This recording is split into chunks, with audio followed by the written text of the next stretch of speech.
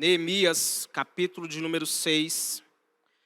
Vamos ler um texto um pouco extenso. Neemias, passa aí 1 Reis, 2 Reis, 1 Crônicas, depois o livro de Esdras, aí você vai encontrar Neemias. Neemias, capítulo de número 6, a partir do verso de número 1 em diante. A Bíblia diz assim: Quando Sambalate, Tobias, Gesem, o árabe e o restante de nossos inimigos souberam que eu havia reconstruído o muro e que não havia ficado nenhuma brecha, embora até então eu ainda não tivesse colocado as portas nos seus lugares, Sambalate e Gesem mandaram a seguinte mensagem: Venha, vamos nos encontrar num dos povoados da planície de Ono. Eles, contudo, estavam tramando fazer-me mal.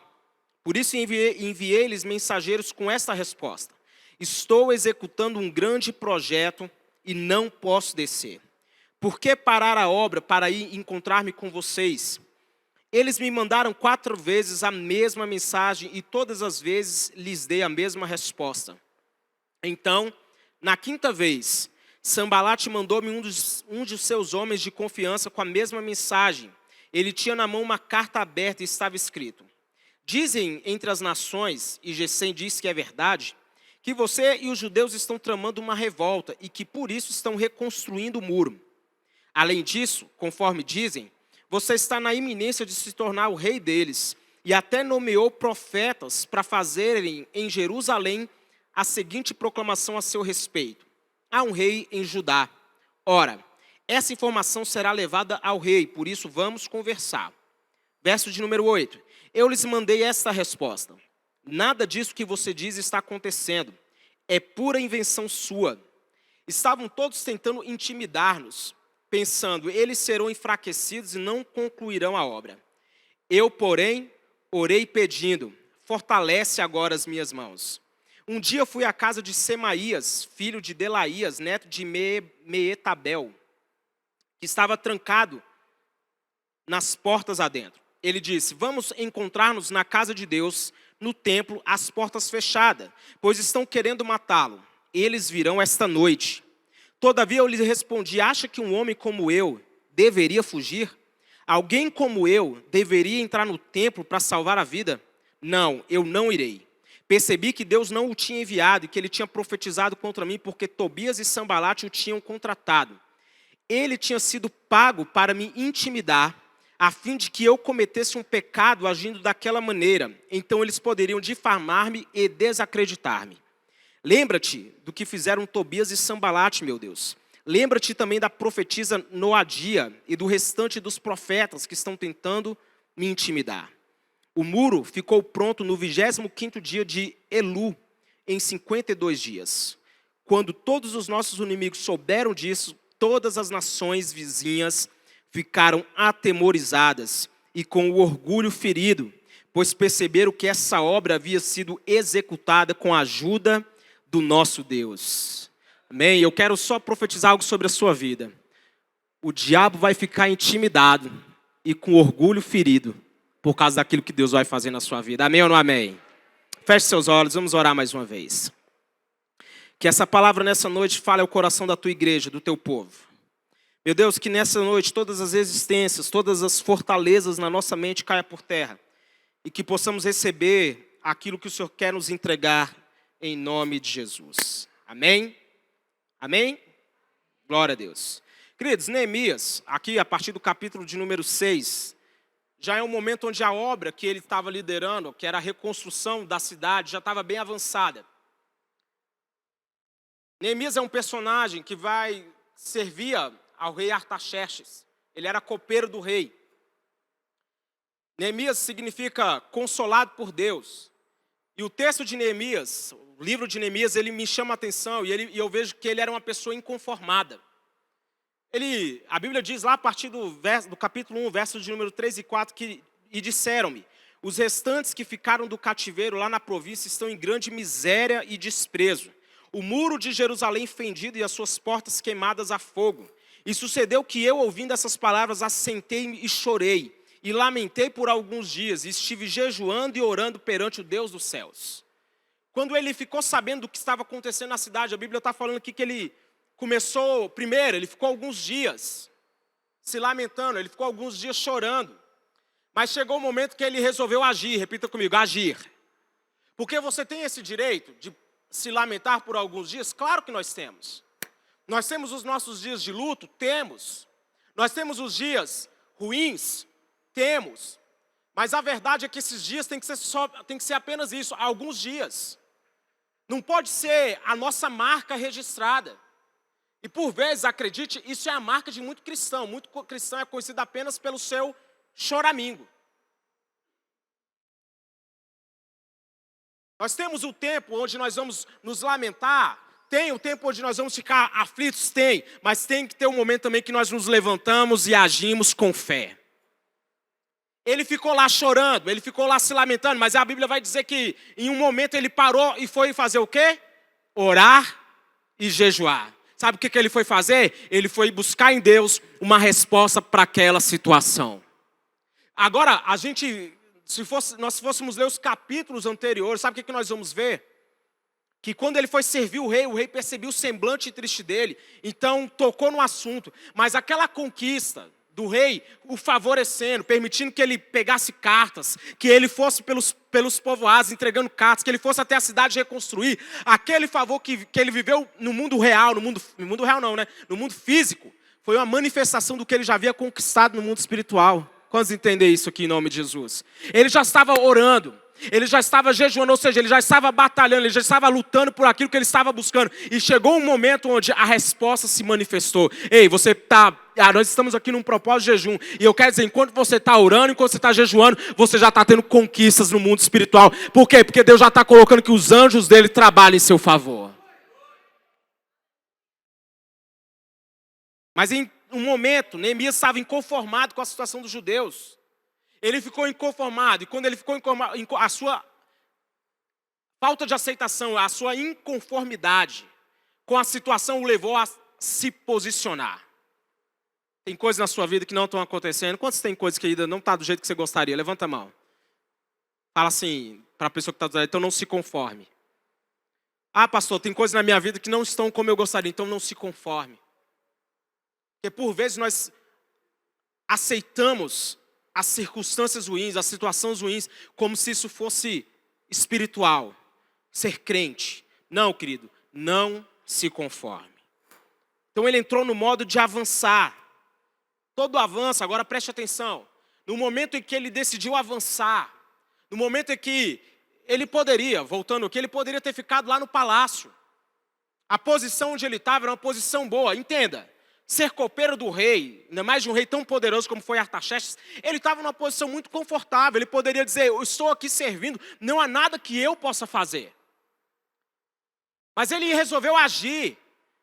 Ele não ficou sentado, ele não ficou esperando, ele não ficou conformado, mas ele foi e resolveu avançar. Ele falou assim, eu vou agir, eu vou fazer alguma coisa, eu preciso fazer alguma coisa. Então o que ele diz? A Bíblia vai falar que ele foi, pegou cartas, ele foi até a cidade e começou a reconstruir. Mas olha só, quando ele tomou uma decisão de agir, ele começou a enfrentar resistências. E é aqui, querido, que nós precisamos nos encaixar nessa verdade. Ei, toda vez que você decidir agir, que você decidir avançar, você vai ter resistências. Você pode falar assim, eu quero passar num concurso público. Eu vou estudar. Estuda. Querido, mas estuda mesmo. Sabe por quê? Porque vai ter outros milhares de candidatos para uma vaga como você. E se você falar assim, é muita gente para me enfrentar, você nunca vai avançar. Eu posso te dizer uma coisa. Ficar parado, ficar como está, vai te deixar, no mínimo, confortado. Mas você nunca vai viver avanço. Fala assim, ai, ai. O nosso chamado é para avanço. O nosso chamado é para seguir em frente, é para romper, para avançar. A Bíblia diz que o reino de Deus é tomado por esforço. Aqueles que se esforçam, entram por ele. Entenda que o reino de Deus não é conquistado numa falsa paz. Não é ser hippie, paz e amor. Eu sou crente, eu sou cristão, eu não brigo com ninguém. Diabo, não mexe comigo que eu não vou mexer contigo e fica tudo bem. Não, querido. Ser um cristão é ser alguém que está pronto para a batalha. Amém ou não amém? Amém ou não amém? Você precisa entender que nós temos batalhas e as nossas batalhas são grandes. Essa é a nossa marca. E olha, entenda, o inimigo vai enviar mensageiros. Quantas vezes o inimigo já enviou mensageiros para você? Quantas vezes o inimigo bateu na sua porta, te afrontando? A Bíblia diz no verso de número 3 que enviei eles mensageiros. Olha só, que eles enviou mensageiros, não foi só uma vez, foi no mínimo 4. 4 vezes mandou um mensageiro. E a proposta do inimigo era muito clara. Ei, vem cá, participa aqui da minha agenda. Eu tenho uma coisa que eu quero conversar com você. E olha, eu vou te dizer uma coisa, querido. Muitas vezes, nós, e eu falo da igreja, nós estamos parando para responder aos expedientes do diabo. Amigão, o diabo todo dia ele vai querer aparecer com uma proposta. Todo dia o diabo vai querer te chamar para um confronto. Você sabe o que você tem que fazer? Falar assim, eu tenho algo muito maior para cumprir. Eu tenho um chamado muito maior. Aí tem gente que vai falar, mas o nosso combate é contra o inimigo. Não, querido. A nossa missão é fazer o evangelho do reino de Deus crescer. E a Bíblia fala que enquanto nós estamos avançando nessa missão, o diabo está perdendo força. Jesus vai dizer isso da seguinte forma. Eu via Satanás caindo do céu enquanto o relâmpago. Quando foi que Jesus viu isso? Foi no avanço dos discípulos. Quando os discípulos estavam avançando, fala comigo, avançando. Enquanto os discípulos estavam avançando, a Bíblia vai falar que Satanás estava caindo, estava perdendo força. Ei, quando você começa a avançar em oração, na sua busca, na sua santificação, o diabo ele não para, ele não aguenta, ele começa a perder força. Agora o problema é que muitas vezes as nossas batalhas, nós estamos enfrentando o diabo no terreno dele. Muitas vezes nós estamos parando de fazer aquilo que nós deveríamos estar fazendo para estar respondendo o inimigo. Ei, eu quero profetizar que você vai avançar. Ei, levanta suas mãos se você acredita nisso. Fala assim, eu vou avançar. Filho, você pode falar assim, a minha vida está parada. Ei, mas você vai avançar. Você vai crescer, você vai romper, você vai viver todas as promessas que Deus tem para a sua vida. Paulo ele vai falar, eu esqueço do que ficou para trás e prossigo para o alvo. Quantos tem um alvo aqui? Agora entenda, o diabo, ele sempre vai estar usando de ameaças, de distrações e de intimidações. Essa é a estratégia dele. A ameaça, muitas vezes, é centrada na força do inimigo. Quantos já se sentiram ameaçados aqui? É estranho esse sentimento, né? Você fica vendo um perigo que não está acontecendo, mas você sente que ele vai acontecer qualquer hora. É horrível essa sensação. O pastor disse que é ameaça. Entenda que a ameaça, ela nos faz entrar no modo defensivo. A ameaça, ela nos tira o poder de ação. Você conhece a história de Elias, a Bíblia vai falar que Jezabel... Olha só, queridos, o ministério de um homem que tinha o poder de fazer fogo cair do céu, que tinha o poder de reter chuva e fazer chover, foi parado porque ele recebeu a ameaça de uma mulher. O ministério de Elias era como? Ele fazia fogo cair do céu, ele fazia parar de chover, não vai chover segundo a minha palavra, depois ele ora e Deus manda chuva. Olha o ministério desse homem. Olha o ministério desse homem. Agora o que aconteceu? Jezabel mandou uma ameaça para ele. Jezabel disse assim, os deuses me castiguem com todo rigor se a cabeça desse homem não for cortada. A Bíblia vai falar que ele foi parar numa caverna. Com medo, ele fugiu. Por quê? Porque ele deu voz para uma ameaça. Uma ameaça. Um homem que já tinha matado tantos profetas, ele matou, se não me engano, foram 400 de Azera e o outro lá, que eu não lembro o nome. De Baal. Obrigado, pastor. Ele matou a espada, mas uma mulher que mandou um WhatsApp para ele, botou ele para correr. Quando já foram ameaçados. Ele correu. Ele ficou com medo da ameaça. E muitas vezes nós precisamos entender isso, que a vida é feita de oposições. Enquanto você estiver aqui querendo avançar, Paulinha, vai ter alguém se opondo. Vai ter alguma força agindo contra. O inimigo vai tentar parar você de alguma forma. Sabe por quê? Porque o diabo, essa é a única coisa que ele pode fazer. Por quê? Ele não tem mais como vencer, ele já sabe o destino dele, porque ele já leu a Bíblia. Então, ele sabe que a única coisa que ele pode fazer é parar você. E quando ele consegue parar você, quando ele consegue te fazer estacionar, o que vai acontecer com ele, ele consegue postergar. Quantos estão entendendo essa mensagem aqui?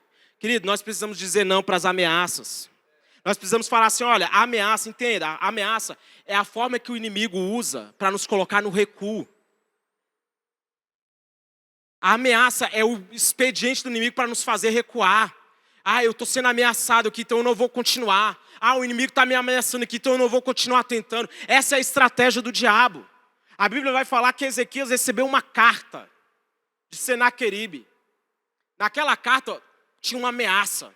Sabe o que ele fez? Ele pegou a carta e colocou diante de Deus. Ele falou assim, Senhor, está aqui, ó, a ameaça do inimigo. Ei, hoje eu desafio você a pegar as ofensas, as afrontas, os desafios do diabo contra a tua saúde, contra o teu casamento, contra o teu trabalho, contra a tua família. E fala assim, Senhor, está aqui, ó, a carta do diabo. Sabe o que Deus vai fazer? Ele diz, eu mesmo vou responder. Ei, querido, Deus vai entrar com resposta hoje na tua vida em nome de Jesus.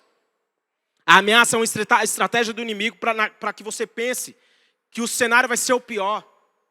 Mas eu quero trazer uma boa notícia hoje. O que vai se concretizar na sua vida não vão ser as ameaças do diabo contra a tua família, contra a tua saúde, contra a tua casa. Mas o que vai se cumprir na tua vida são as boas promessas de Deus. E Ele tem infinitas promessas para você. Então toma posse dessas palavras sobre a sua vida. Queridos, olha, eu posso falar aqui como um testemunho.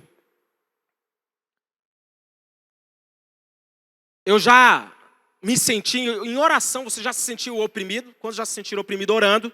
Orando. Sabe por quê? Porque naquele momento você está tendo um combate. E você precisa buscar em Deus um discernimento nesses momentos. Tem um dia desse que eu estava orando, eu acordei, era mais ou menos umas 6h40 da manhã, eu estava na sala orando. E eu senti uma opressão, forte, bem nos meus ombros. E eu estava com os olhos fechados e ajoelhado. E eu senti aquele peso. Na hora eu me levantei. Aí eu estava sozinho mesmo. Aí eu me levantei, me ajeitei e comecei a orar em pé. E com o punho fechado. Não tem ninguém lá para eu esmurrar. Mas eu sentia que aquela era a posição que eu precisava estar orando. Eu sentia que aquela minha oração, ela não podia ser feita prostrado. Não que isso aqui, querido, entenda, foi o meu momento, eu e Deus ali. Mas existem certos momentos que você precisa arregaçar as mangas e falar assim, ei, eu vou encarar o diabo de frente aqui, ó. Quantos vão botar o diabo para correr hoje? Quantos vão botar o diabo para correr hoje? Tá com pouca fé. Até o final eu acredito que você vai pôr ele para correr. O inimigo usa de distrações. E distrações aqui eu falo de batalhas que nós não deveríamos estar lutando.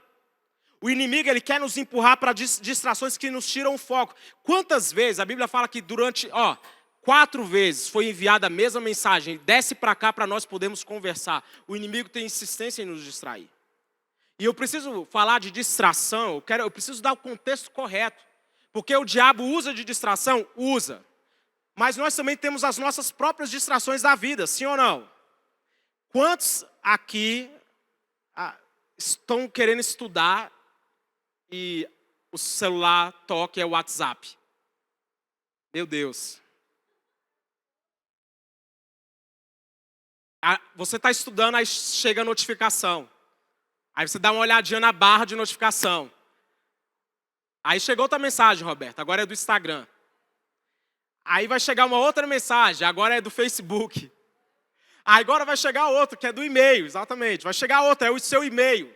Eu lembro uma vez, eu fui sentar num lugar para estudar, aí eu coloquei meus materiais, preparei tudo, aí eu liguei o computador, a primeira coisa que eu fiz, olhei meu e-mail.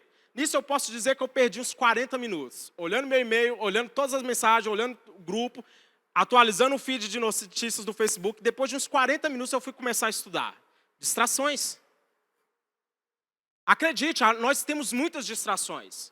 O inimigo, ele vai querer te distrair.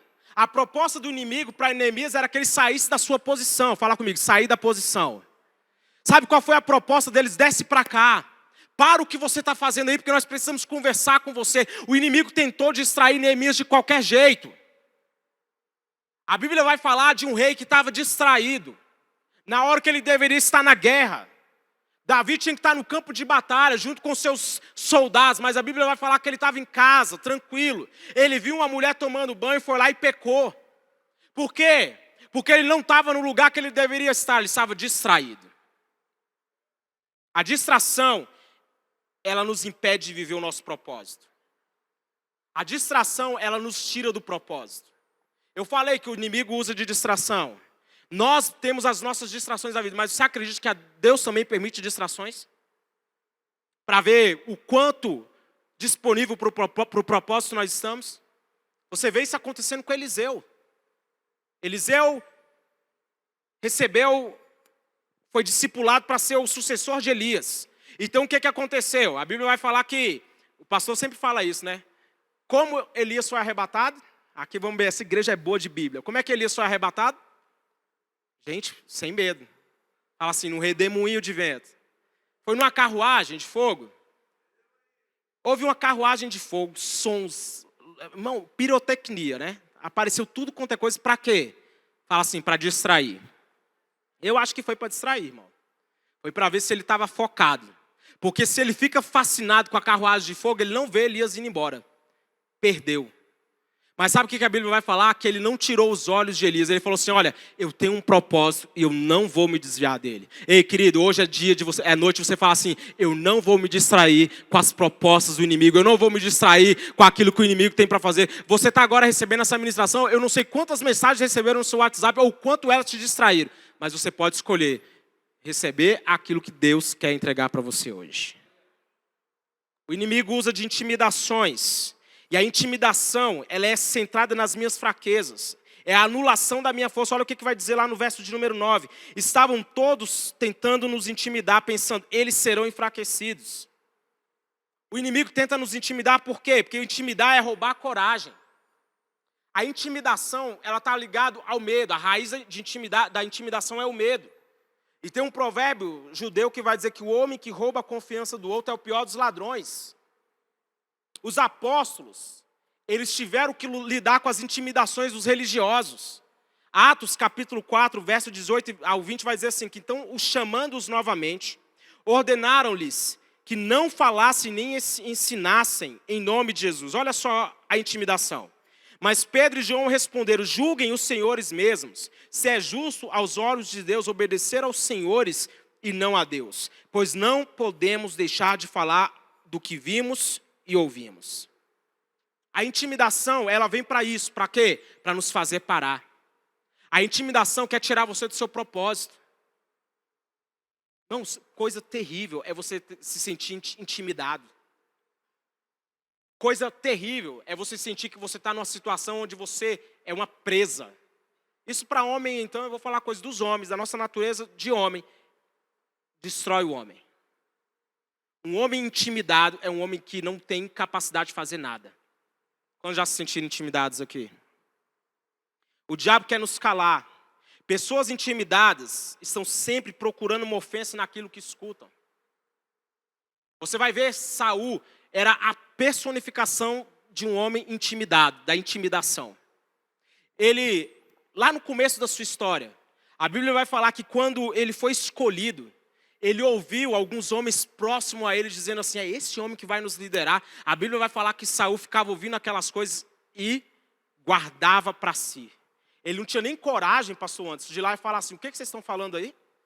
O homem era alto. A Bíblia vai falar que os mais altos em Israel davam nos seus ombros, mas ele ficou intimidado com os comentários das pessoas e não foi lá confrontar. Irmãos, a intimidação, ela vem para nos roubar a confiança e nos tirar do nosso propósito. Você quer avançar em alguma coisa na tua vida, você precisa vencer a intimidação. Mas olha, veja a resposta de Neemias para a intimidação. Eu, porém, orei, agora fortaleça as minhas mãos. Ei, se você se sentiu intimidado na sua vida, eu te desafio a orar como Neemias orou. Ei, Deus, fortalece as minhas mãos. Você pode fazer essa oração hoje, você pode levantar as suas mãos e falar, pedir isso. Senhor, fortalece as minhas mãos. Sabe o que isso quer dizer? Deus, me torna mais forte do que os meus inimigos. Olha a oração que esse homem fez no momento de intimidação. Ele não ficou orando ali no nível dos problemas dele. Queridos, olha, nós precisamos fazer da oração uma prática da nossa vida. Repita comigo, prática. A gente tem que parar de tratar a oração como mais uma disciplina. É mais uma disciplina na vida cristã, porque você tem que orar, você tem que ler a Bíblia. Querido, a oração, ela tem que estar na nossa natureza. Orar não deve ser algo que você faz ritualmente, religiosamente, mas deve ser algo que você faz o tempo todo. Eu vou pedir uma coisa para vocês. Se vocês me virem na rua, andando e falando sozinho, não fica pensando que eu estou doido não, porque eu estou com essa mania. Eu coloco meu fone de ouvido aqui, eu estou ouvindo música, quando eu vejo eu estou andando e estou falando. Aí eu vejo gente na janela que fica me acompanhando com o olhar até para ver até onde eu vou embora. Que acho que ela fica pensando, olha lá, um louco falando sozinho. Eu estou desse jeito, querido. Eu volto de metrô, eu vou de metrô, e quando eu estou no metrô mesmo, eu ponho ali meu fonezinho ali, Dona Jô, eu vou ali no metrô, claro, né? Coisa mais tranquila. Mas quando eu desço, é o caminho todinho falando com Deus e pregando e alguma coisa. Eu estou falando alguma coisa. Se alguém me ver, vai pensar, olha lá, parece um maluco. Uma vez já me falaram isso, que me viram na rua falando sozinho. Quando já foi visto falando sozinho aí? Ninguém. Eu tenho certeza que você já foi visto. Eu não estou sozinho nessa. Quando oramos apenas no nível dos nossos problemas, nós por vezes estamos apenas expressando a nossa incredulidade. Quando nós oramos apenas quando, tá tudo ruim, aí eu oro. Ou eu só fico orando dizendo os meus problemas. Olha, querido, isso não é expressão de fé.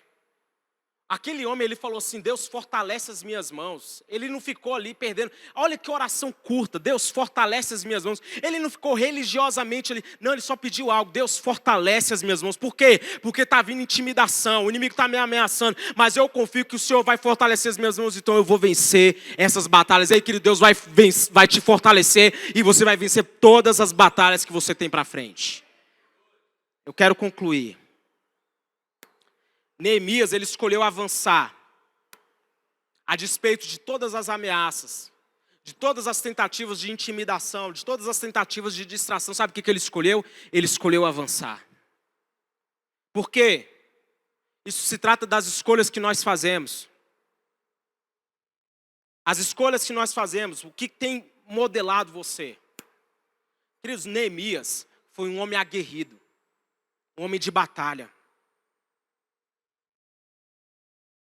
Porque se você se colocar na posição de vítima, ficar ali apenas se lamentando, eu volto a dizer, ele estava num lugar confortável. Ele estava no palácio, e onde ele estava, ele não estava ameaçado. A Bíblia vai falar que quando ele soube que o povo estava vivendo em miséria, de forma desprezível, a Bíblia fala que ele começou a chorar, ele se lamentou, e ele falou assim, eu posso fazer alguma coisa. Queridos, nós podemos ficar como igreja, a nível Brasil aqui, eu vou falar, você pode ficar sendo só mais um que diz que esse Brasil não tem jeito. Você pode ser só mais um lamentando que as coisas nunca vão acontecer, que esse país, o que vai prevalecer é a corrupção. Ou você pode falar assim, eu posso fazer alguma coisa. Quantos acreditam que podem fazer alguma coisa aqui? Irmão, por favor, você pode. Profetize isso sobre o seu irmão, fala assim, você pode fazer alguma coisa. Você pode, você carrega essa capacidade em você. A Bíblia fala que o Espírito que Deus não nos deu espírito de covardia, mas de poder, de amor e de equilíbrio. Ei, você não tem espírito de covardia, mas você tem em você o espírito de poder. Sabe o que é poder? Capacidade de realizar. Você pode realizar, você pode fazer. Você pode ficar com sua vida como tal, você pode se levantar e lutar as batalhas que você tem para lutar. E eu quero dizer que você, quando você decidir se levantar, quando você decidir lutar as batalhas, enfrentar a vida, não ficar se lamentando, culpando os outros, culpando circunstâncias, culpando o país, culpando os seus pais, ou quem for, você se levantar em batalha, Deus vai se levantar junto com você.